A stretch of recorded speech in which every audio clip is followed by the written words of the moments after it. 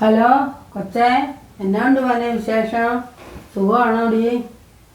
ആ, അവൻ പണിക്കൊക്കെ പോകണ്ടോ? അവൻ ജോലിക്കൊക്കെ പോകണ്ടോ മോനെ? കുടിയുണ്ടോടി? എന്നാ പറയാനാ അമ്മേ, പണിക്കൊക്കെ പോകുന്നുണ്ട്. പക്ഷെ ഭയങ്കര കള്ളുകൂടിയാമ്മ. എന്നിട്ട് എന്നും വന്നു വഴക്കും ബഹളവും ഒക്കെയാണ്. പിന്നെ പൈസ എന്തോ പകുതി കൊടുക്കാനുണ്ടെന്നൊക്കെ പറയുന്നുണ്ട്. അതെനിക്കറിയത്തില്ല എന്നാണ്. നിങ്ങളായിട്ട് എന്തൊക്കെയോ ഡീലുണ്ടായിരുന്നെന്ന് പറഞ്ഞു. എനിക്കൊരു കാര്യം അറിയത്തില്ല. എന്നും വന്ന് ഉപദ്രവമാണ്. പൈസയുടെ കാര്യമൊക്കെ പറഞ്ഞ് ഇപ്പോഴും അവൻ നിന്നെ വഴക്ക് പറയാറുണ്ടോ? നിനക്കിട്ട് അടി കയറാറുണ്ടോ? എന്നാ വിവരമൊന്നും എനിക്കറിയത്തില്ല മോനെ. കല്യാണ സമയത്ത് ഈ അപ്പനും ആ മകനും കൂടി എന്തൊക്കെയോ പറഞ്ഞു വെച്ചതാ. അതെന്നാ വിവരം എന്നൊന്ന് ചോദിക്കാമെന്ന് വിചാരിച്ച ഇങ്ങർക്ക് വെളിവുണ്ടായിട്ട് വേണ്ട. ഇയാൾ ഏത് നേരത്ത് കൂടിയല്ലേ. പിന്നെ ഞാൻ എന്നാ ചോദിക്കുന്നത്? എൻ്റെ മക്കൾ എങ്ങനെയെങ്കിലും കുറേയൊക്കെ അഡ്ജസ്റ്റ് ചെയ്തൊക്കെ നിൽക്കും. എന്തായാലും കൊള്ളാം. എനിക്കിങ്ങനെ വയ്യ അമ്മ, മടുത്തു. എത്താന്ന് വെച്ചാൽ സഹിക്കുന്നേ. ഒരു പരിധിയില്ല എല്ലാത്തിനും. നിന്റെ തന്ത കുറെ കാശുണ്ടാക്കുന്നുണ്ട്. കാലം കുറെ ആയാലോടി. എവിടെ വർഷം ഒന്നായല്ലോ. ചേട്ടായിയും അപ്പനുമായിട്ടുള്ള വർത്തമാനമല്ലേ ഇത്? ഈ പൈസേനെ പറ്റി ഞാൻ അമ്മയോട് ചോദിച്ചപ്പോൾ അമ്മയ്ക്ക് അതിനെപ്പറ്റി ഒന്നും അറിയില്ലെന്നാണ് പറഞ്ഞത്. ഞാൻ ഇതിനപ്പുറം എന്ത് ചെയ്യാനാണ്? എന്നോട് ചോദിച്ചിട്ട് ഞാൻ എവിടെ നിന്ന് ഉണ്ടാക്കി തരാനാണ്? ചേട്ടായി അപ്പനോട് ചോദിക്കുക. ഇതും പറഞ്ഞ് എന്നെ എന്തിനാ സ്ഥിരം ഇങ്ങനെ വഴക്കുണ്ടാക്കുന്നത്? നിന്റെ അപ്പൻ്റെ കയ്യിൽ നിന്ന് ഞാൻ ഉണ്ടാക്കണം അല്ലേ? നിന്റെ അപ്പൻ്റെ കയ്യിൽ നിന്ന് എങ്ങനെ ഉണ്ടാക്കണമെന്ന് എനിക്കറിയാടി. നിന്നെ ഇന്ന് ഞാൻ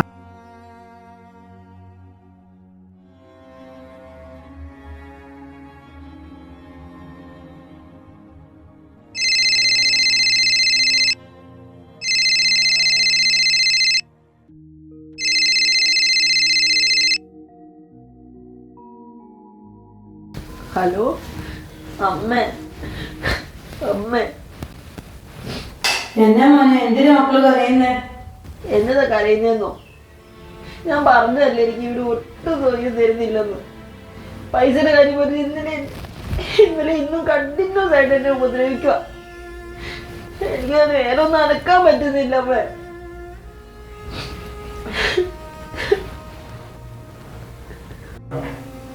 എന്റെ മക്കളെ നീ എന്തോരം ആടി സഹിക്കുന്നേ? എന്നെ ചെയ്യുന്നത് ദൈവമേ. എന്റെ ശരീരമൊന്നും അനക്കാൻ പറ്റുന്നില്ല. എന്നെ ഭയങ്കരമായിട്ട് ഉപദ്രവിച്ചമ്മേ. എന്റെ കൈയൊക്കെ അടിച്ചും ഞെക്കി പീച്ചും ഒക്കെ ചെയ്തു. എനിക്ക് മുഖത്തൊക്കെ വേദനയാ, പല്ലിന് വരെ വേദന. അത്രയ്ക്ക് വലിയ അടി എന്നെ അടിച്ചത്.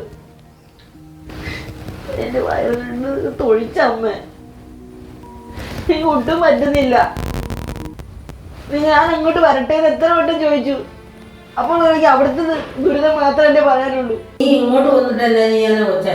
ഞാൻ ഇച്ചിരി എൻ്റെ താലിമാല പണയം വെച്ചിട്ടാണെങ്കിലും വേണ്ടില്ല, കുറച്ച് പൈസ എങ്ങും കൊണ്ടേ തരാം. നീ ഇങ്ങോട്ട് വരണ്ട. ഇങ്ങോട്ട് വന്നിട്ടുണ്ടെങ്കിൽ ഈ നാട്ടുകാരോട് എല്ലാം ഞാൻ സമാധാനം പറഞ്ഞു. അത് ഭയങ്കര നാണക്കേടാ. എനിക്ക് പറ്റിയല്ല നാണം കെടാൻ മനുഷ്യൻ്റെ മുമ്പിൽ. നീ എന്താ വേണ്ടതെന്ന് എനിക്കറിയാം. ഞാൻ ചെയ്തോളാം. ഇനി ആർക്ക് ഞാനൊരു തടസ്സമാവുന്നില്ല. ഞാൻ ഉണ്ടെങ്കിലല്ലേ പൈസ ചോദിച്ച് എല്ലാവരും ഇങ്ങനെ ബുദ്ധിമുട്ടിപ്പിക്കുകയുള്ളൂ. നിങ്ങൾക്കും ആ ഒരു ബുദ്ധിമുട്ടുണ്ടാക്കുന്നില്ല. ആ, എന്നാണ്ട് കൊച്ച വിശേഷം? ഡെയ്സി പറമാനെ, എന്നാ വിശേഷം? എൻ്റെ ദൈവമേ,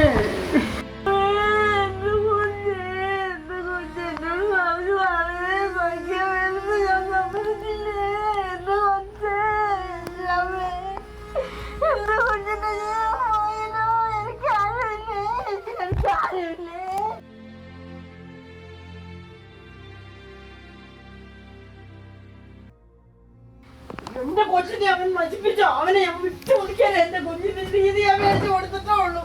എന്റെ കൊച്ചിനെ അവർ തിന്നില്ലേ?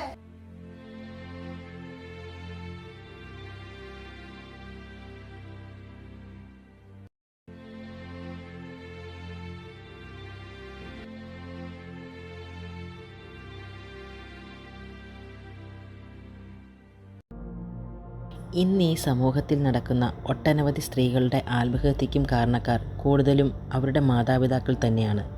അങ്ങനെ പറയാൻ കാരണം, എനിക്ക് ഈ ഭർത്താവിൻ്റെ വീട്ടിൽ നിൽക്കാൻ സാധിക്കില്ല, അവർ എന്നെ ഉപദ്രവിക്കുന്നു എന്ന് പറഞ്ഞ് കരയുമ്പോൾ നീ അവിടെ തന്നെ പിടിച്ചു നിൽക്ക്, ഇങ്ങോട്ട് തിരിച്ചു വന്നാൽ നമുക്കും നമ്മുടെ കുടുംബത്തിനും നാണക്കേടാണ് എന്ന് പറയുന്ന പല മാതാപിതാക്കളും ഇന്ന് ഈ സമൂഹത്തിലുണ്ട്.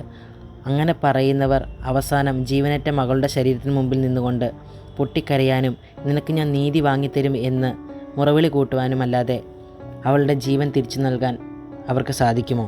അവൾക്ക് നേടിക്കൊടുക്കേണ്ട നീതി അവളുടെ ഭർത്താവിൻ്റെ വീട്ടിൽ നിന്നുമുള്ള ഒരു മോചനമായിരുന്നു.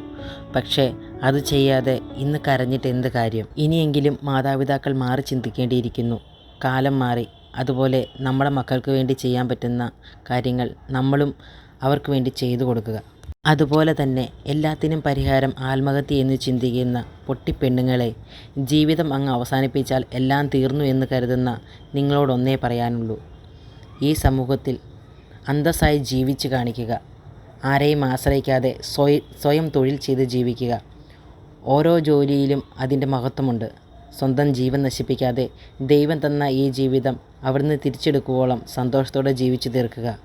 ആത്മഹത്യ ഒന്നിനും പരിഹാരമല്ല.